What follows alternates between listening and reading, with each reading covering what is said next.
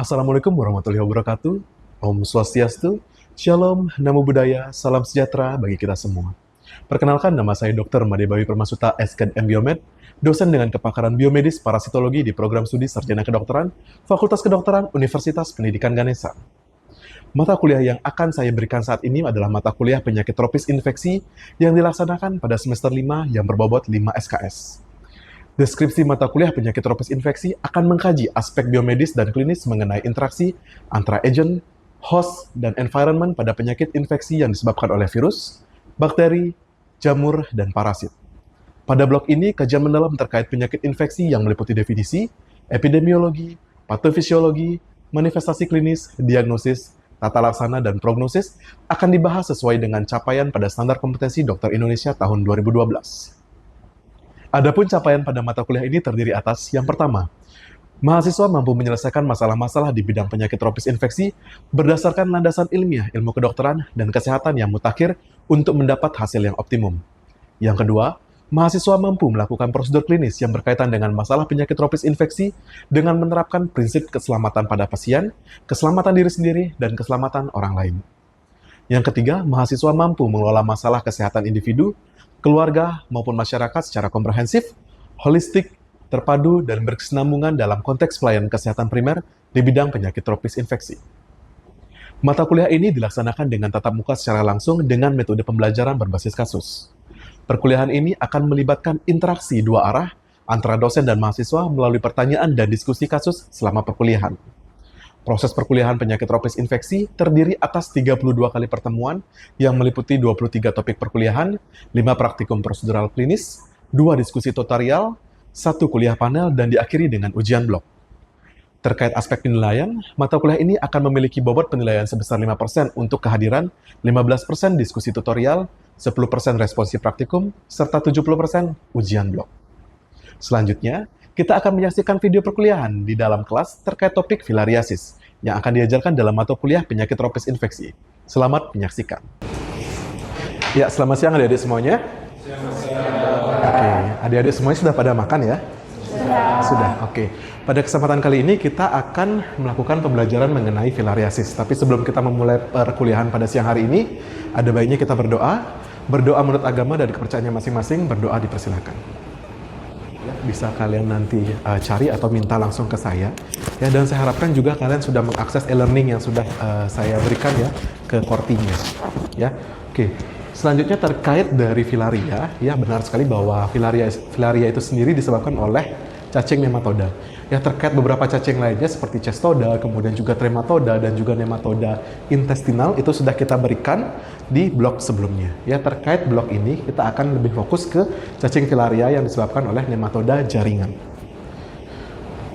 Oke, selanjutnya terkait dengan epidemiologi ya, kita ketahui bahwa epidemiologi dari filaria itu sendiri sebenarnya sangat luas ya, tidak hanya di Indonesia saja ya, tapi dia juga ternyata dideteksi di Afrika, kemudian di Asia, di daerah Karibia ya, kemudian ada di Middle East atau daerah Timur Tengah ya, kemudian ada di Pacific Island, kemudian ada di South America.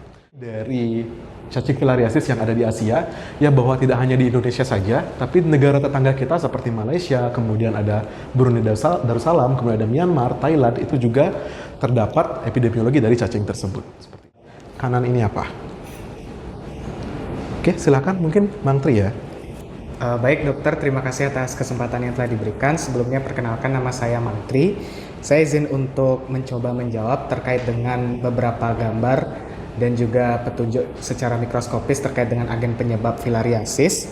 Untuk yang pertama, gambar sebelah kiri itu ialah filariasis jenis Wuchereria bancrofti. Kemudian untuk yang tengah itu ialah Brugia malayi, dan yang sebelah kanan, paling kanan itu ialah Brugia timori. Sekian dari saya dokter, dari sumber buku yang sudah sempat saya pelajari. Terima kasih. Iya, terima kasih Bang Tri. Teman-teman yang lain setuju semuanya atau ada yang berbeda mungkin jawabannya? Oke, semuanya setuju ya bahwa ini adalah Wuchereria bancrofti ya. Kemudian ini Brugia ya, tentunya ada Wuchereria bancrofti, malayi, dan timori. Nah, ini kita bisa lihat ya lokasi dari cacing dewasanya ada di mana ya. Hampir semuanya berada di jaringan limfatik. Ya, itu sebabnya disebut sebagai filariasis limfatik. Nah, kemudian lokasi dari mikrofilarianya ya atau larvanya ya, itu semuanya sebagian besar ada di darah, ya, sehingga kita nanti bisa deteksi di dalam darah. Nah, kemudian untuk periodisitasnya, ya, cacing tersebut bisa kita temukan secara superiodik seperti Wuchereria bancrofti, ya, itu ada superiodik, tapi kebanyakan dari cacing filariasis itu kita temukan di malam hari. Ya, kemudian di sini ya, kalau misalnya kalian lihat di sini ada vektor-vektornya ya, hampir semua nyamuk yang kalian ketahui ya seperti Culex, kemudian Anopheles, Aedes, ya, Mansonia itu bisa menjadi vektor filariasis. Oke, nah terkait hal ini kita akan lanjutkan ya. Pertama di siklus hidup dari Wuchereria bancrofti. Nah, mungkin kalian sudah pernah mendengar ya terkait CDC ya. Nah, CDC ini juga memvisualisasikan dari siklus hidup dari Wuchereria bancrofti. Nah, untuk Wuchereria bancrofti itu cacing atau larva L3-nya itu akan berkembang menjadi cacing dewasa dan kemudian dia akan menetap di pembuluh darah limfatik yang bermigrasi menuju nodus limfatikus. Nah, kemudian cacing dewasa itu akan memproduksi sekiranya sebesar 50.000 mikrofilaria per harinya. Nah, kemudian ada periode prepatan. Nah, periode prepatan ini tidak banyak ya, yang muncul di beberapa parasit ya. Yang memiliki periode prepatan salah satunya adalah filaria. Ya, ini paling khas kalau kita berbicara mengenai periode prepatan itu kemungkinan besar ada di filaria. Ya, periode prepatan itu adalah periode infeksi larva L3 hingga ditegakkan diagnosisnya atau ditemukan mikrofilaria di dalam apusan darah tepi. Ya, itu periodenya sekitar 80 sampai 150 hari. Ya, lumayan panjang. Kekhasannya dia, ya, ini, ya, cacing yang betina dia akan bersifat lebih besar ya dibandingkan dengan cacing jantan, ya, dan bersifat vivipar. Ya, kemudian cacing yang jantan itu akan berukuran lebih kecil dengan adanya spikula, ya, karena berfungsi untuk apa? Ya, di sini ada ya, untuk proses kopulasinya. Ya. Nah, kemudian untuk cacing dewasa jantan dan betina itu akan melingkar bersama ya pada dilatasi nodular pembuluh limfatik. Ya, kalian bayangkan cacing yang dewasa, yang jantan dan betina itu ya, kemudian dia akan berada di dalam pembuluh limfatik sehingga dia akan menyumbat dari pembuluh limfatik sehingga dia akan membesar. Ya, akan menyebabkan penyakit kaki gajah yang disebutkan. Ya. Tiga adalah larva filariformnya. Nah, kemudian ukuran mikrofilaria itu bervariasi ya, tapi memang ukurannya mikron ya, sehingga memang membutuhkan mikroskop ya untuk pendeteksiannya. Nah, kemudian untuk Wuchereria bancrofti ya, hal yang unik gitu ya, mungkin berbeda dengan Brugia malayi maupun Brugia timori adalah ini ya, nukleusnya. Ya, untuk Wuchereria bancrofti ini, dia nukleusnya tersebar menyeluruh, tampak jelas namun teratur. Ya, kata kuncinya di sana, ya, teratur. Ya. Kemudian terkecuali pada organ primordial ya. Organ-organ primordial seperti cincin saraf, kemudian lubang ekstretorik dan sel genital itu biasanya nanti tidak ada nukleusnya. Ya. Oke, ini gambarannya nanti seperti ini ya. Dia akan tersusun teratur seperti ini ya, berdampingan nukleusnya ya. Kemudian pada organ primordial ya seperti cincin sarafnya gitu ya, dia tidak akan ada nukleusnya. Ya. Penyakit kaki gajah ya. Kemudian siklus hidupnya mirip, dia tidak akan jauh berbeda ya, membutuhkan vektor nyamuk dan juga manusia sebagai hostnya. Nah, kemudian ini sekitar 3-4 bulan dengan siklus hidup pada nyamuk lebih pendek. Nah, kemudian untuk Brugia malayi terkait dari morfologinya, mungkin kalian sudah membaca ya di di e-learning ya, bahwasanya dia agak sedikit berbeda dengan Wuchereria bancrofti. Tadi Wuchereria bancrofti cephalic space-nya itu adalah 1:1. Ya, tapi untuk Brugia malayi itu cephalic space-nya akan berbeda ya. Dia akan berbanding 2:1. Ya, dan juga nukleusnya ya, dia akan tersebar acak. Ya, dia tidak akan teratur. Ya. Nah, kemudian hal yang khas itu adalah nukleus di bagian tail-nya. Ya, di bagian tail-nya ya nanti akan ada seperti ini ya. 2-5 nukleus ya, itu akan ada terletak di dalam regio dari ekornya atau tail-nya. Ya. Oke. Sampai sini ada yang mau ditanyakan dari adik-adik? Cukup? Bisa ditemukan di daerah timur ya, salah satu daerah di Indonesia juga ya. Untuk vektornya dia adalah Anopheles barbirostris ya, khas dia ya. Nah, kemudian dia juga memiliki morfologis seperti Brugia malayi, terkecuali ya, dia ukuran mikrofilarinya lebih panjang dibandingkan dengan Brugia malayi. Ya, kemudian cephalic space-nya ya, cephalic space-nya seperti ini ya, yang ini.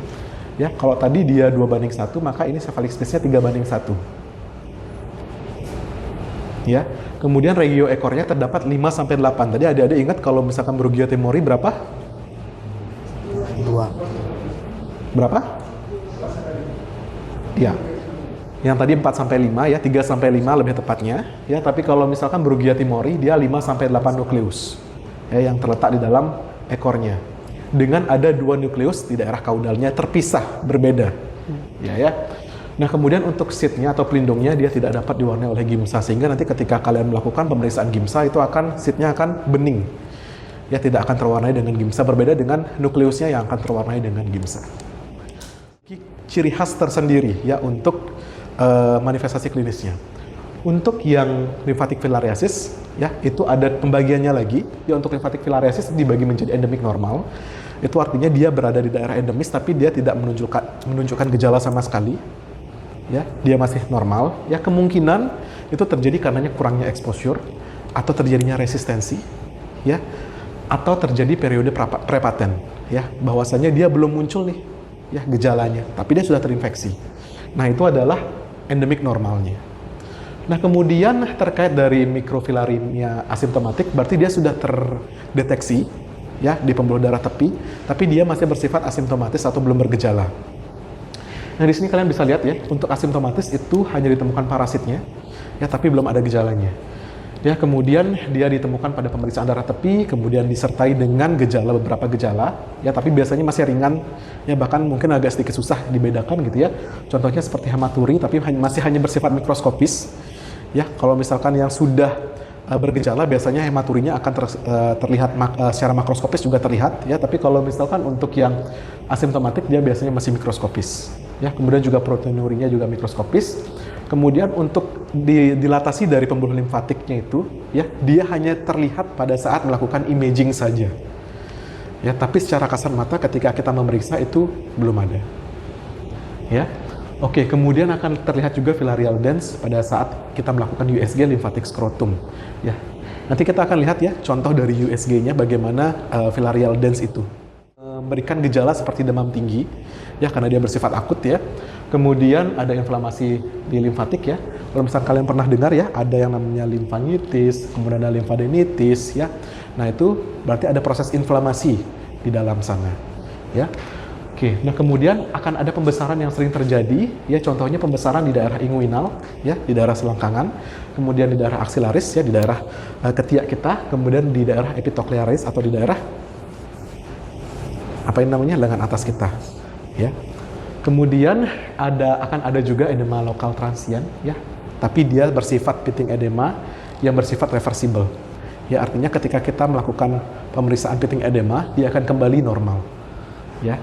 Jadi dia masih belum kronis sifatnya ya. Oke, kemudian juga ditemukan beberapa gejala seperti dermatolimfanitis. Nah, terkait dari gejala dari filariasis kronik itu akan berkembang 10-15 tahun setelah infeksi. Ya, jadi dia membutuhkan waktu yang sangat banyak, yang sangat panjang untuk muncul gejala sehingga kita dapat mendiagnosisnya dengan pasti seperti itu. Ya. Nah, di sana akan ada proses yang namanya granuloma dan juga fibrosis. Kalau misalnya kalian pernah dengar kuman TB, ya.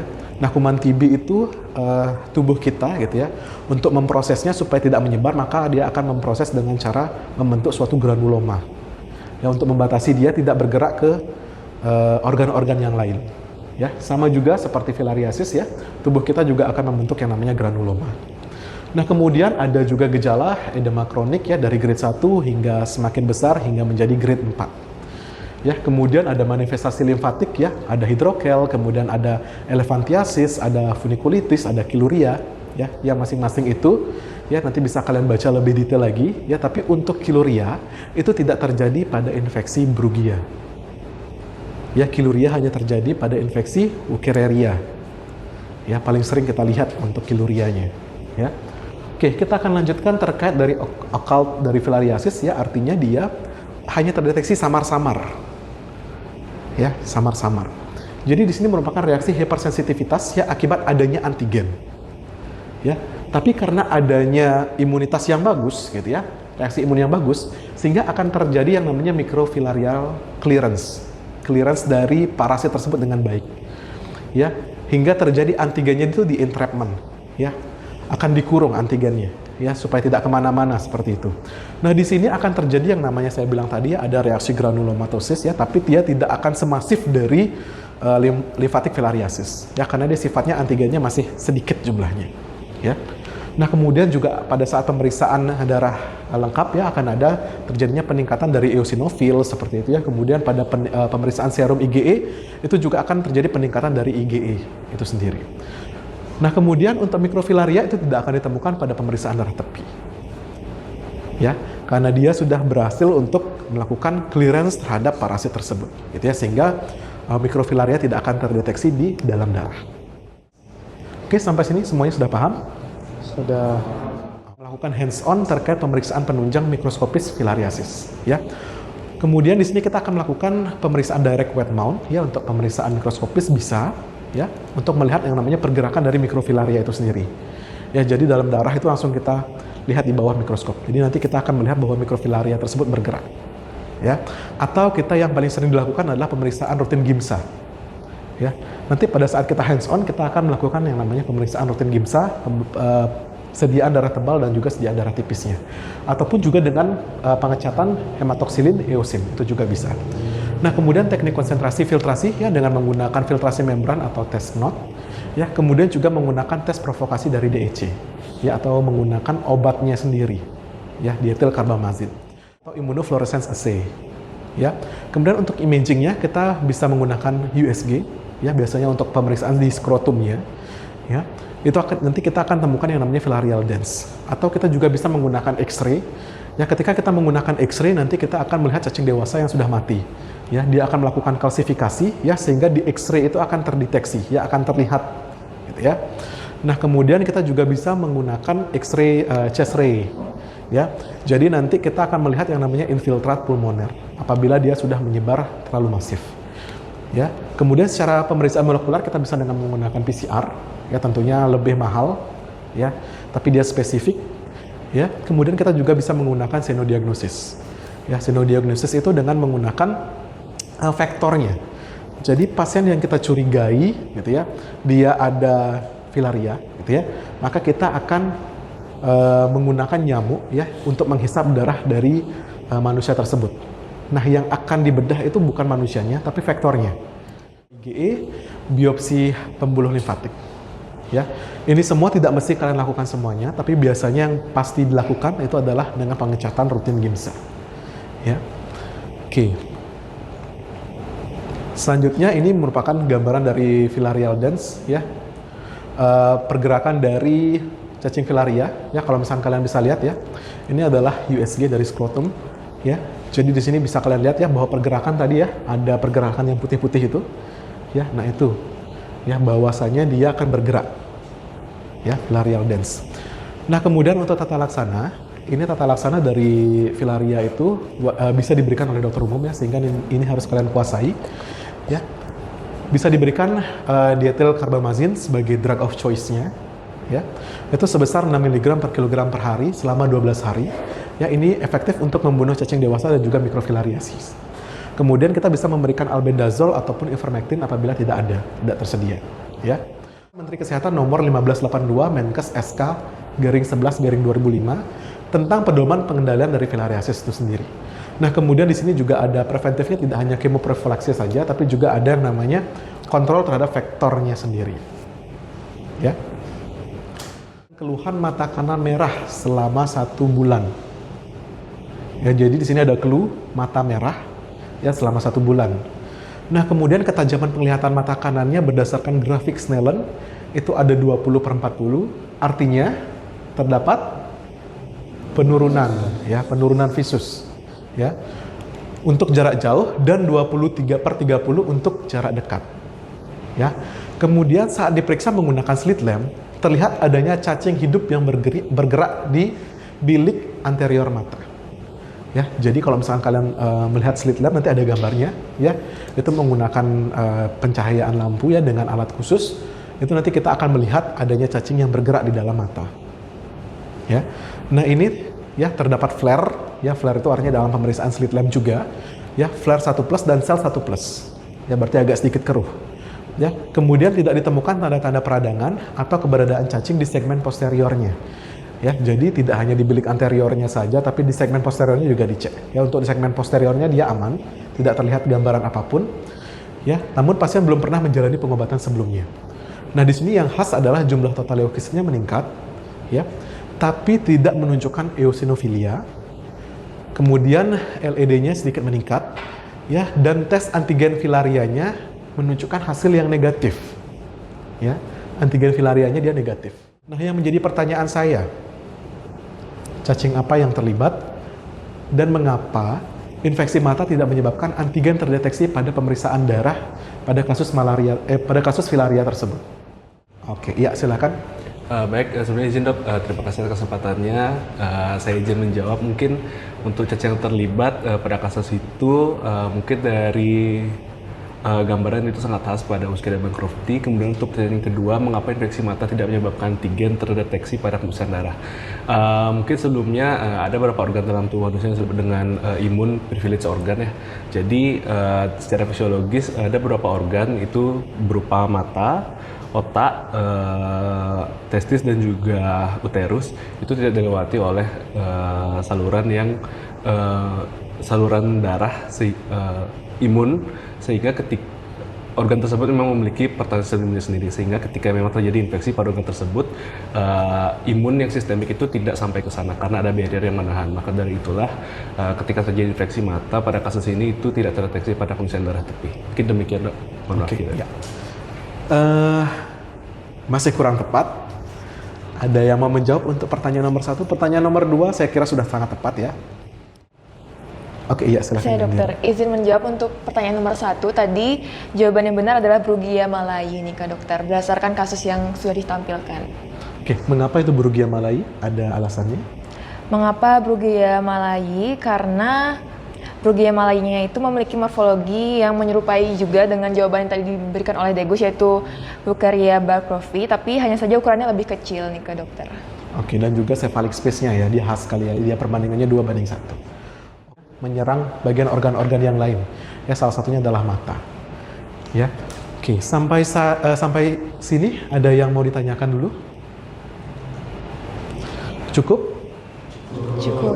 Oke, jika cukup, kita akan lanjutkan pertemuan kita dengan doa. Ya, ada baiknya kita menutup perkuliahan ini dengan doa. Ya, berdoa menurut agama dan kepercayaannya masing-masing, berdoa dipersilakan. Oke, tanda kata cukup untuk berdoa, berdoa dapat diakhiri. Selamat siang.